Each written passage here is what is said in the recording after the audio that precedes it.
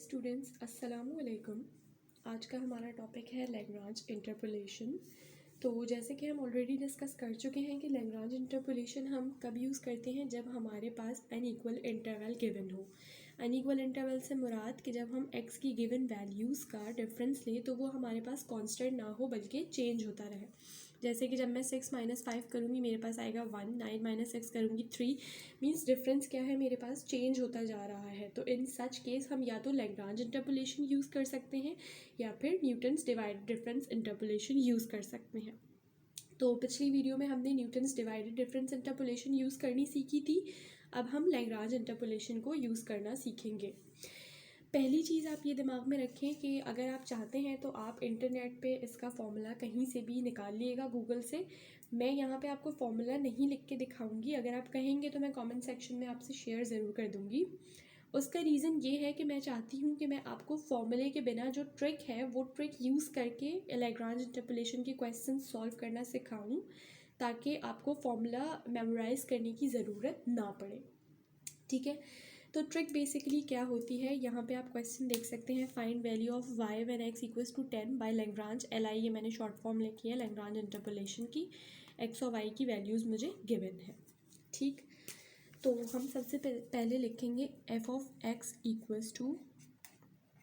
अब देखें स्टूडेंट्स, आप पहली वैल्यू छुपा दें, बाकी की 3 वैल्यू x के साथ लिख दें, यानी कि x - 6, x - 9, x - 11 divided by, अब जो पहली वैल्यू छुपाई थी उसको इन तीनों के साथ लिख दें, यानी कि 5 - 6, 5 - 9, 5 - 11, और इस पहली वैल्यू के कॉरस्पॉन्डिंग जो आपके पास f ऑफ x यानी कि y गिवन है वो इस पूरे से मल्टीप्लाई होगा।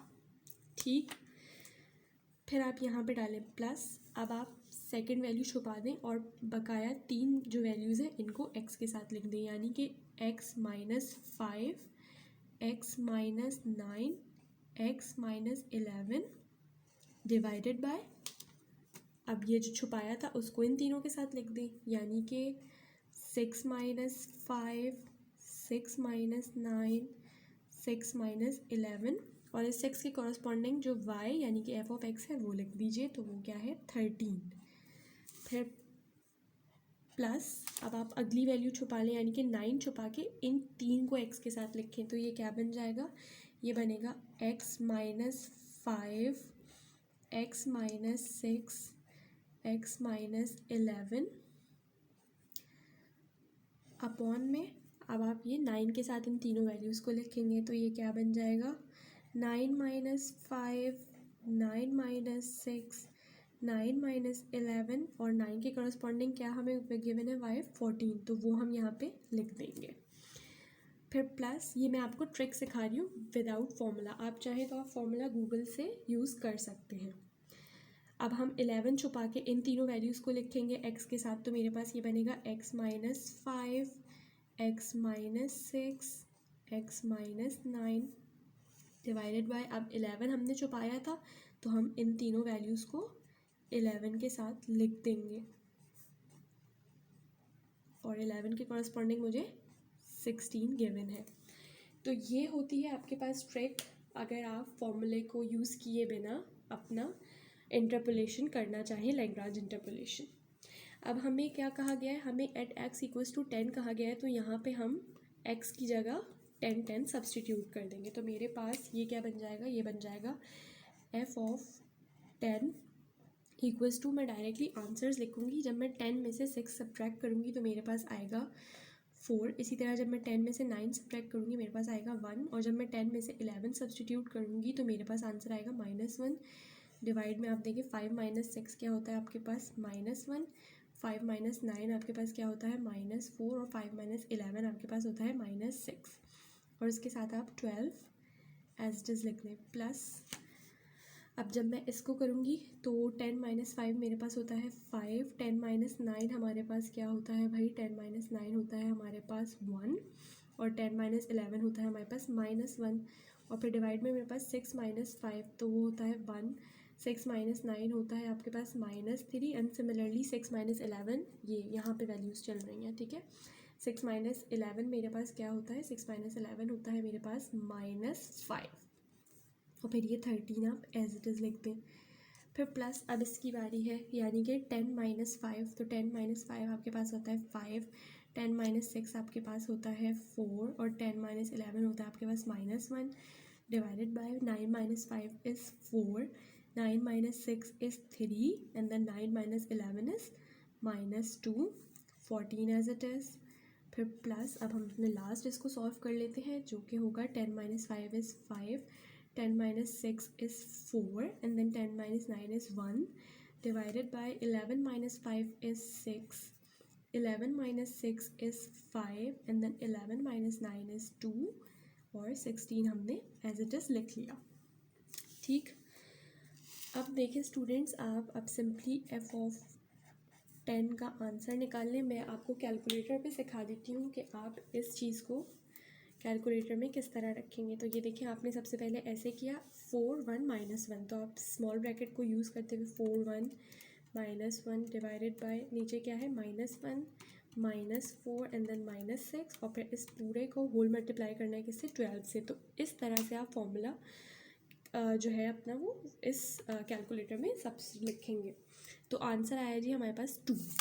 इसी तरह आप बाकी के सबको भी सब्सटीट्यूट करेंगे तो आपके पास आएगा 2, अगला आपके पास आएगा -13/3, देन आपके पास इस वाली टर्म की वैल्यू आएगी 35/3, और फिर इसकी वैल्यू आपके पास आएगी +16/3। तो जब आप इस पूरे को सॉल्व करेंगे तो आपके पास जो f ऑफ 10 है वो आपके पास आएगा 44/3। सो आई होप स्टूडेंट्स कि ये क्वेश्चन आपको समझ आ गया होगा, और साथ ही आपको ये भी समझ आया होगा कि मैंने आपको फॉर्मूला लिख कर क्यों नहीं दिखाया। इसलिए कि मैं आपको ये ट्रिक सिखाना चाह रही थी कि आप विदाउट फॉर्मूला इसको कैसे यूज़ कर सकते हैं। अब दूसरी बात क्या है कि ज़रूरी नहीं है आपको हमेशा लैग्रांज इंटरपोलेशन ही करनी हो। समटाइम्स आपको एग्जामिनर ये क्वेश्चन भी दे सकता है कि आप इन्वर्स लैग्रांज करके हमें दिखा दें। तो हम इसी सेम क्वेश्चन को इन्वर्स पे भी सॉल्व करके देखते हैं कि इन्वर्स पे हमारे पास क्वेश्चंस किस तरह से सॉल्व होते हैं। जी, तो स्टूडेंट्स आप देख सकते हैं यहाँ पे हमें क्वेश्चन गिवन है जहाँ पे हमें अप्लाई करना है इन्वर्स लैग्रांज एक्स की वैल्यू फाइंड आउट करने के लिए व्हेन y इक्वल्स टू 15। वो बिल्कुल सेम है एक्स और y की वैल्यूज़ जो हमने अभी पीछे यूज़ करी हैं। इसमें आप क्या करेंगे, आप पहले हम क्या कर रहे थे, एक्स की वैल्यूज़ छुपा रहे थे, अब हम क्या करेंगे y की वैल्यू छुपाएंगे, ठीक है, और y की बकाया 3 वैल्यूज़ को किस तरह से लिख देंगे, y के साथ ही, यानी y -13, y -14, y -16। ठीक है, पहले हम x छुपा के इन 3 को लिख रहे थे, अब हम y छुपा के बाकी की 3 को लिखेंगे। उसके बाद जो हमने छुपाई थी उसी वैल्यू को डिनोमिनेटर में इन तीनों के साथ लिख देंगे, और फिर उसके कॉरस्पॉन्डिंग x की वैल्यू लिखेंगे। देन हम क्या करेंगे, हम ये 13 छुपा के इन 3 वैल्यूज़ को, यानी y की सेकंड वैल्यू छुपा के हमने y की बकिया 3 वैल्यूज़ को क्या किया, y के साथ इस तरह से लिखा, डिवाइडेड में जो वैल्यू छुपाई थी उसी को उन सब के साथ लिखा और उसके कॉरस्पॉन्डिंग x की वैल्यू। देन हमने बाकी के 2 के लिए भी ऐसा ही कर लिया। ठीक, पहले हम x छुपा रहे थे, अब हमने क्या किया है, y छुपाया है और अपने फॉर्मूले के अंदर उसको सब्सटीट्यूट किया है। ठीक, अब जब आप इस ब्रैकेट को सॉल्व करेंगे, सॉरी इस पूरी टर्म को सॉल्व करेंगे, तो आपके पास इस पूरी टर्म को आप सॉल्व कैसे करेंगे, y को 15 रख के। ठीक है, तो कैलकुलेटर में जिस तरह मैंने आपको सिखाया था उस तरह से आप रखेंगे, तो आप जब सॉल्व करेंगे आपके पास ये आएगा 5/4, इसी तरह ये आएगा -6, अगली ये वाली आपके पास आएगी 27/2, और ये आएगी 11/4। तो ये हमने सॉल्व किया है 23/2, और जब हम इसको चेंज करेंगे तो ये आएगी 11.5। तो स्टूडेंट्स आई होप आपको ये दोनों तरीके के क्वेश्चंस जो हैं लैग्रांज और इन्वर्स लैग्रांज ये समझ में आ गए होंगे। अगर आपको कोई भी कन्फ्यूजन है तो आप मुझसे कमेंट सेक्शन में पूछ सकते हैं।